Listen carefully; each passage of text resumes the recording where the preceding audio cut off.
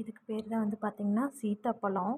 So இந்த சீத்தாப்பழத்த லைட்டாக இப்படி நம்ம அழுத்தி பார்க்கும்போது ஓரளவுக்கு கனிஞ்ச மாதிரி தெரியும் இல்லையா? ஸோ உடஞ்சி வரும். ஸோ அந்த ஸ்டேஜில் தான் அதை நம்ம சாப்பிட்ணும். அப்படி சாப்பிடும்போது உள்ளே இதுக்குள்ளே சீட்ஸ் நிறையா இருக்கும். அந்த சீட்ஸ் எல்லாம் நம்ம சாப்பிடக்கூடாது. உள்ளே இருக்கிற அந்த ஹெல்த்தியான ஊன் மட்டும்தான் நம்ம சாப்பிடணும். அடுத்தது இது வந்து பார்த்திங்கன்னா பிஞ்சு மாதுளப்பழம். இது வந்து ரொம்பவே நல்லது. வயிறு வலி, வயிறு புண்ணு இதுக்கெல்லாமே. ஸோ இதை கட் பண்ணி அப்படியே சாப்பிட்லாம். மிக்ஸியில் போட்டு அடிச்சும் எடுத்து சாப்பிடலாம். ஸோ அடுத்தது செவ்வாழைப்பழம் ரொம்பவே healthy. And lemon. So lemon வந்து பார்த்திங்கன்னா ஜூஸ் அந்த மாதிரி போட்டு வந்து குடிக்கலாம்.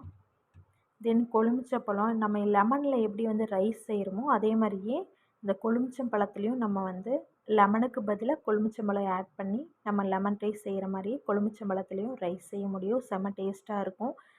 இப்போ லெமன் ரைஸ் செய்கிறோம் அப்படின்னா வயிறு புண்ணு அல்சரில் இருக்கிறவங்க லெமன் சாப்பிட முடியாது. அதுக்கு ஆல்டர்னேட்டாக கொழுமிச்சப்பழம் வந்து சாப்பிட்டுக்கலாம். அதாவது கட் பண்ணி அப்படியே சாப்பிட முடியாது. கட் பண்ணி அதை ஜூஸ் ஆக்கியும் குடிச்சிக்கலாம். வயிற்று புண்ணுக்கும் நல்லது.